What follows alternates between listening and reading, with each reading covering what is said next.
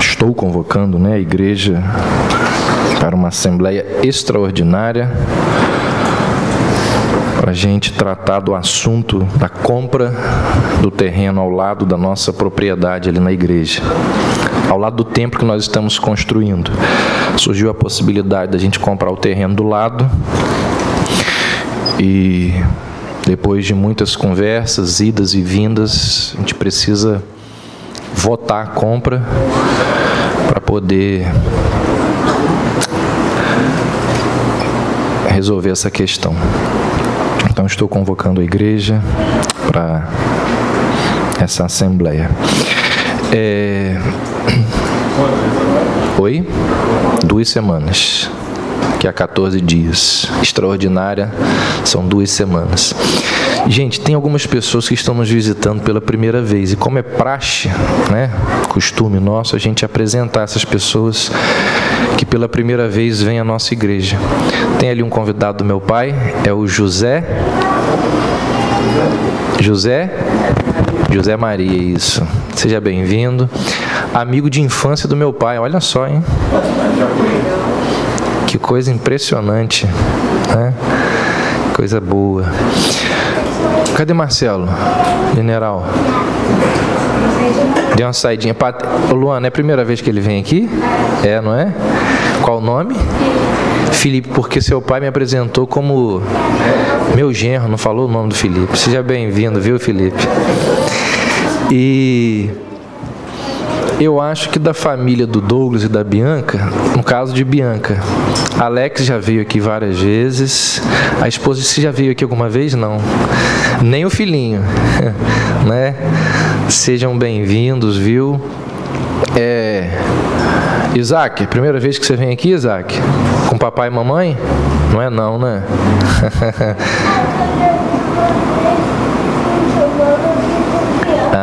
Já veio uma vez com o tio Douglas. Pedrinho não tinha nascido ainda. E Pedrinho não tinha nascido. Seja bem-vindo. Entendi, tá certo. Porque eu estou pensando aqui na sua irmãzinha que vai nascer. Sofia é a primeira vez. Então, eu tenho que falar. Obrigado, viu? Pedir ajuda, você está me ajudando. Sofia é a primeira vez, veio com a mamãe e o papai. Então, sejam todos bem-vindos. Prazer tê-los aqui. Tem alguém que eu esqueci? Acho que não, né? Ok. Gente, vamos orar mais uma vez. Senhor Deus, que coisa boa, Pai, a gente poder participar de um encontro da família do Senhor com tantos motivos para a gente se alegrar. Continuaremos, ó Deus, depois daqui, ali no almoço. Obrigado, Deus, por esse momento de celebração, de comunhão, de compartilhar da fé, compartilhar de sorrisos, compartilhar de abraços. Ó Deus, de tanta coisa boa. E agora, ó Deus, quando nós vamos meditar na Tua Palavra, ó Deus, que o Senhor tranquilize as nossas mentes, os nossos corações, de forma que a gente venha a extrair das Escrituras aquelas verdades tão preciosas e importantes para as nossas vidas. Nós assim oramos, em nome de Jesus. Amém. Na nossa série de mensagens nos livros da Bíblia, hoje nós chegamos ao livro de Romanos.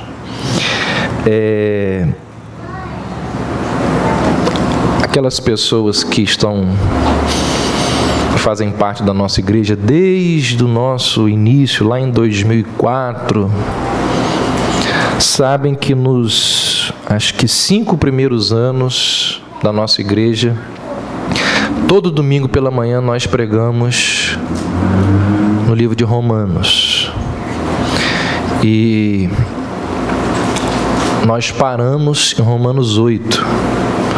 Quando chegou em Romanos 9, o negócio ia ficar mais complicado. Eu achei melhor a gente tratar de outro assunto. mas hoje eu me arrependo da gente ter parado em Romanos 8, mas de forma que eu ofertei a cada um de vocês que era membro da nossa igreja na época aquilo que eu preguei ao longo daqueles 5 anos e pude escrever. Eu acho que cada um de vocês tem um exemplar em casa, pelo menos espero que tenham, né? E é só uma lembrança do que a gente já falou muito sobre Romanos aqui na igreja. Algumas pessoas, alguns escritores, alguns teólogos consideram o livro de Romanos o maior escrito doutrinário da história do cristianismo. Do ponto de vista intelectual e teológico, sem dúvida que esta é a grande epístola do apóstolo Paulo. Não há outra de maior importância, não há outra mais teológica do que essa aqui. Calvino, falando da epístola aos Romanos, ele diz que quando nós abrimos Romanos, nós estamos abrindo a porta dos tesouros das Escrituras. Quando nós abrimos Romanos, diz ele, ali tem uma porta sendo aberta com muitos tesouros. Melancton, um dos discípulos de Lutero, ele copiou à mão 2 vezes a epístola aos Romanos, com o objetivo de conhecer melhor essa carta. Então ele escreveu 2 vezes de forma lenta, devagar, meditando, para ver se ele conseguia extrair as riquezas dessa carta. Paulo escreveu essa epístola quando ele estava em Corinto, por volta do ano 58 depois de Cristo. Na própria epístola ele diz que ele estava, ao escrever, ele estava hospedado na casa de um camarada chamado Gaio, que era um cristão muito próspero ali da cidade de Corinto. Ele vai dizer isso lá no capítulo 16. Diz mais ali no capítulo 16, ele diz que ele se utilizou de um amanuense chamado Tércio para escrever a carta. Então, diferentemente da carta aos Gálatas, quando ele diz assim, escrevo de próprio punho, Romanos, Paulo pediu alguém para escrever, ele ditou e esse camarada chamado Tércio escreveu então a epístola aos Romanos. Quem leva a epístola aos Romanos lá da cidade de Corinto até Roma é uma mulher chamada Febe. O mesmo capítulo que fala do amanuense fala de Febe, que é a portadora dessa epístola. E assim como Gaio, Febe também era alguém que tinha bons recursos. E ela estava então de viagem para Roma e Paulo então aproveita essa ida de Febe a Roma para que ela então leve a epístola. Quando Paulo escreve a epístola, ele pretendia, ele fazia planos de ir visitar Roma assim que pudesse. E ele escreveu essa epístola assim por 2 motivos. Ele vai dizer, primeiro, já preparando o caminho para a sua chegada ali. Porque, diferentemente das outras epístolas que Paulo escreveu, Roma foi um local onde Paulo nunca tinha estado. As outras epístolas são epístolas que Paulo escreve depois de visitar o local. Roma não. Roma, Paulo nunca tinha estado lá. Então ele escreve a epístola antes de ir lá. E aí ele escreve e diz, ó, é meu desejo ir ter com vocês. Por isso, aquilo que eu quero falar para vocês, eu já estou adiantando aqui na carta. Mas ele também vai dizer, caso aconteça alguma coisa e eu não possa ir ter com vocês, eu já envio e já deixo para vocês as verdades fundamentais do Evangelho aqui nessa carta. Quem conhece bem os escritos do apóstolo Paulo sabe que Paulo ele tinha uma espécie de padrão nos seus escritos. E ele divide as suas epístolas normalmente em duas partes. Na primeira parte, ele expõe a doutrina e na segunda parte, ele faz a aplicação da doutrina que ele expôs no início. E é assim que acontece aqui em Romanos. Na primeira parte, que vai do capítulo 1 ao capítulo 11, Paulo vai expor doutrina. Ele vai falar de doutrina o tempo todo nesses 11 capítulos. E aí na segunda parte, que vai do capítulo 12 ao 16, ele vai aplicar a doutrina que ele expôs. Ou seja, ele vai dizer como que essa doutrina exposta, ela se aplica na vida, no dia a dia, no cotidiano das pessoas. E esse padrão paulino é muito interessante. E é interessante porque é didático. Primeiro doutrina, depois a prática. Primeiro o conhecimento doutrinário, para depois a gente ver como, percebemos como vamos proceder. Muitas vezes existem sérios problemas nas igrejas, porque elas são só doutrinárias e tem pouquíssima prática. Tem muita doutrina, mas na hora de praticar não acontece. Embora esse seja um problema sério que acontece em muitas igrejas, talvez pior do que isso é quando uma igreja tenta ser prática e não possui doutrina. Antes das Escrituras requererem de nós a prática da nossa fé, ela nos oferece o quê? Fundamentos doutrinários. Isso aqui é importantíssimo. E isso acontece para que a gente não caia no legalismo, no ritualismo, no cerimonialismo, para que a gente não caia numa conduta religiosa sem fundamento, sem discernimento. É por isso que quem não possui boa doutrina faz muita besteira. Essa semana alguém me mandou um e-mail e falou assim: dá uma olhada nesse vídeo aí. E uma coisa assim absurda. E aí eu falei assim: olha, não tem como levar esse pessoal a sério. Falta doutrina. E porque falta doutrina, existem, crescem, proliferam e se multiplicam as aberrações dentro das igrejas. Então tem que ter doutrina, porque é a doutrina que há de nos conduzir a uma prática correta. E é o que Paulo faz. Primeiro ele expõe a doutrina, isso em todas as suas epístolas. Depois ele mostra como que essa doutrina se dá na prática. Do que trata o livro de Romanos? Romanos talvez tenha sido escrito para responder uma pergunta que o ser humano faz desde que pisou aqui nessa terra e que foi verbalizada através de Jó. Jó é o porta-voz dessa pergunta que é feita pelos seres humanos ao longo da história.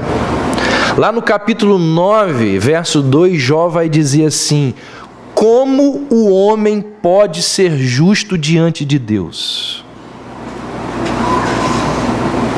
Como que o homem pode ser justo diante de Deus? Essa é uma pergunta milenar. É uma pergunta que perpassa os séculos, que está presente em todas as gerações, em todas as culturas.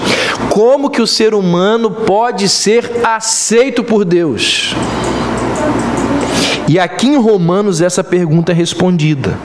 Aqui em Romanos nós encontramos a solução providenciada por Deus para justificar o homem. Alguém uma vez disse que Romanos parece apresentar uma cena de tribunal, onde a humanidade está sendo julgada diante do Deus Todo-Poderoso, e aí nessa epístola se expõe a maneira como Deus justifica a humanidade. Então eu vou convidar você a fazer o seguinte: abra aí a sua Bíblia lá em Romanos, deixe aberta e a gente vai caminhar lentamente, capítulo por capítulo, vendo as principais ideias do livro aí de Romanos. Capítulo 1, versos 16 e 17 dizem assim: não me envergonho do Evangelho, porque é o poder de Deus para a salvação de todo aquele que crê, primeiro do judeu e também do grego, pois a justiça de Deus se revela no Evangelho, de fé em fé, como está escrito: o justo viverá pela fé. Então, o que os 17 primeiros versos, a introdução da epístola aos Romanos, nos mostra? Que a justiça de Deus, como que o homem pode ser justo diante de Deus? A justiça de Deus, ela é revelada no Evangelho. A palavra Evangelho aqui significa boas novas. Mas aí preste atenção num detalhe. Boas novas pode ser qualquer notícia. Há algum tempo atrás, Bianca chegou para Douglas e falou assim: eu tenho um evangelho para te contar. Ou seja, eu tenho uma boa nova para te dizer. Estou grávida. Isso é um evangelho, isso é uma boa nova. No entanto, o que Paulo está dizendo aqui é que o evangelho que ele anuncia são as boas novas de Cristo. Olha o que ele diz aí no verso 1 do capítulo 1, no início: Paulo, servo de Jesus Cristo, chamado para ser apóstolo, separado para o evangelho de Deus. O evangelho de Deus. Então, nesses versos iniciais, o apóstolo nos mostra que ele foi separado para o evangelho de Deus. E mais, ele vai dizer assim: olha, eu tenho o evangelho de Deus no meu coração e eu tenho um enorme desejo de compartilhar e de falar desse evangelho com quantas pessoas eu puder. Olha o que diz aí os versos 14 e 15 do capítulo 1. Sou devedor tanto a gregos como a bárbaros, tanto a sábios como a ignorantes, de modo que no que depender de mim, estou pronto para anunciar o evangelho a vós que estáis em Roma. Então, ainda nesses versos iniciais, o texto que eu li há pouco, versos 16 e 17, nós encontramos aqui um dos textos mais importantes de Romanos e das Escrituras. Esse evangelho, no versos 16 e 17, diz o apóstolo Paulo: o evangelho é o poder de Deus para a salvação de todo aquele que crê. Então, esse é o ponto vital, essa é a questão aqui de Romanos. O evangelho é o poder de Deus para a salvação de todo aquele que crê. E aí do capítulo 1, verso 18, até o capítulo 3, verso 20, Paulo vai dizer que a justiça de Deus, ou melhor, que sem a justiça de Deus, os homens estão perdidos. Você vai ler uma série de versículos aí mostrando a depravação humana. E Paulo vai dizer assim: ó, os homens são indesculpáveis e estão todos eles culpados diante de Deus. Não há um justo sequer, não há quem busque a Deus. E aí nessa segunda sessão, ele vai mostrar então o completo desamparo dos homens diante de Deus. E gente, olha a didática paulina, a didática das Escrituras. Isso aqui é muito importante. Quando nós vamos pregar o evangelho, quando nós vamos expor o evangelho de Deus, que é o que Paulo está fazendo para os crentes de Roma, Quando nós vamos expor o evangelho a uma pessoa, nós precisamos mostrar de cara, inicialmente, logo no início, para essa pessoa, a depravação dela. Mostrar para ela que ela é pecadora. Porque se a pessoa não entende o que é pecado, ela jamais vai compreender a necessidade da graça de Deus. Ela jamais vai entender o que significou o sacrifício de Cristo. Ela jamais vai entender questões como livre-arbítrio. Então a primeira coisa que Paulo mostra ao expor o evangelho é que o homem é depravado. Nós somos pecadores. Nós somos homens e mulheres que nos desviamos. Junto com Adão, Paulo vai falar disso daqui a pouco. Nós estamos longe de Deus, caminhando para longe de Deus. E o homem precisa entender que ele é pecador. E talvez as palavras mais apavorantes das Escrituras, talvez se encontrem aqui nessa parte de Romanos. Paulo vai dizer, está todo mundo perdido sem Deus. Todo mundo caminhando para o juízo divino. E aí Paulo começa primeiro dizendo o seguinte, olha, os gentios estão condenados. E aí Paulo vai falando várias coisas acerca dos gentios. E é interessante que na igreja de Roma existia tanto gentio quanto judeu. E pode ser que o judeu que estivesse lendo essa epístola ficasse assim, tá vendo? Você cuidado, hein, gentio? Você está perdido. Diante de Deus, você vai ser condenado. E aí, logo depois, Paulo diz assim, você que é judeu, você não deve pensar que as coisas estão melhores para você porque você é judeu. O gentio está perdido. Ele é depravado, ele é pecador, ele faz isso, faz aquilo. Mas você, judeu, antes de falar do gentio, sabe de uma coisa, você está no mesmo barco que ele. Você acha que você vai para o céu, que você vai ser salvo e redimido porque você é judeu? Engana-se. Olha só o que ele diz aí no capítulo 3, vamos ler, versos de 9 a 12. E então, somos superiores a eles? De modo nenhum, pois já demonstramos que tanto judeus como gregos estão debaixo do pecado. Como está escrito, não há justo, nenhum sequer, não há quem entenda, não há quem busque a Deus, todos se desviaram, juntos se tornaram inúteis, não há quem faça o bem, nem um sequer. Então, nesta sentença, Paulo está dizendo, olha, não existe isenção de etnia. Não há no homem natural nenhuma justiça que o qualifique a estar em pé diante de Deus. E aí Paulo vai tratar desses argumentos, ele vai dizer assim, todas as leis judaicas, todas as cerimônias, todas as promessas, nada daquelas coisas qualifica o judeu a estar diante de Deus. Ele diz, de maneira nenhuma. Olha aí versos 21 e 24 do capítulo 3. Mas agora a justiça de Deus se manifestou sem a lei, atestada pela lei e pelos profetas, isto é, a justiça de Deus por meio da fé em Jesus Cristo para todos os que creem. Pois não há distinção, porque todos pecaram e estão destituídos da glória de Deus, sendo justificados gratuitamente pela sua graça, por meio da redenção que há em Cristo Jesus.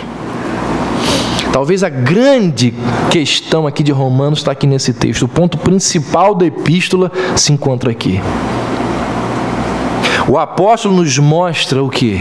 Que justificação, se Romanos trata de justiça, a justificação humana, ela não acontece por obras, por méritos humanos. Isso é de uma importância tão grande, tão capital, que Lutero vai dizer assim, ó, o cristianismo, ele permanece de pé ou ele cai, baseado na doutrina da justificação pela fé. O cristianismo permanece de pé ou tomba por terra, dependendo do que a igreja vai dizer sobre a doutrina da justificação pela fé. Essa é a coluna que sustenta a fé cristã. Se ela se partir, o edifício inteiro desmorona. Então, essa talvez seja a principal mensagem da fé cristã. Deus justifica pecadores injustos, sem a participação deles. É Deus quem os justifica. Não há participação humana, não há mérito humano, não há obra humana. Paulo vai dizer isso aos judeus e aos gentios. É possível e é provável que o judeu, ao ler essas palavras de Paulo pela primeira vez, ele pudesse fazer o seguinte comentário: por fé, por graça, nós somos justificados diante de Deus, nos tornamos... Peraí, isso aqui a gente nunca ouviu. Isso aqui é uma doutrina nova. Isso aqui é uma revelação nova. Isso deve ser uma invenção desse apóstolo. A gente nunca viu isso. Onde que isso está presente nas Escrituras? E aí, antevendo esse argumento, Paulo vai dizer que a doutrina da justificação pela fé não é algo que ele está inventando, não é algo novo. É por isso que, logo depois do capítulo 3, onde Paulo está defendendo essa verdade, nós entramos no capítulo 4 e Paulo vai utilizar o testemunho de dois grandes homens do povo judeu. Por isso que você vai ler no capítulo 4 sobre Abraão e Davi. Paulo cita esses dois homens para mostrar que a doutrina que ele ensina, que aquilo que ele está defendendo não é algo novo. Paulo vai dizer assim, ó, lá em Davi, lá em Abraão, essa doutrina já estava presente. A doutrina da justificação pela fé, ela é embrionária, já lá no Antigo Testamento. E Paulo vai dizer, ó, mais do que ensinada, essa doutrina ela foi exemplificada, ela foi ilustrada. Olha aí o capítulo 4, ele vai dizer no verso 3, que diz a Escritura? E aí ele responde, Abraão creu em Deus, e isso lhe foi imputado como justiça. A palavra imputado significa colocar na conta de alguém algo que por direito pertence a outro. Sua conta está zerada, de repente aparece um dinheirão lá, não é seu, alguém colocou para você, foi imputado ali. Versos 6 a 8, assim também Davi fala da bem-aventurança do homem, a quem Deus atribui a justiça sem as obras, dizendo, bem-aventurados aqueles cujas iniquidades são perdoadas, cujos pecados são cobertos, bem-aventurado o homem a quem o Senhor nunca atribuirá o pecado. Olha que coisa interessante, Paulo está dizendo que Davi, séculos antes, lá no Antigo Testamento, Davi tinha percebido que o homem a quem Deus escolhe salvar, a ele não é imputado o pecado, ao contrário, a ele é imputada a justiça de Deus. É uma transação de efeito legal, ou chamado de efeito forense, ou seja, o Senhor toma os nossos pecados e nos imputa a sua justiça. Isso é justificação. Esse é o ponto de Paulo aqui no capítulo 4. E ele vai dizer então, olha, essa doutrina que eu estou lhes ensinando não é algo novo, não é algo da minha mente, eu não estou inventando. Lá no Antigo Testamento essa verdade já estava presente em Abraão,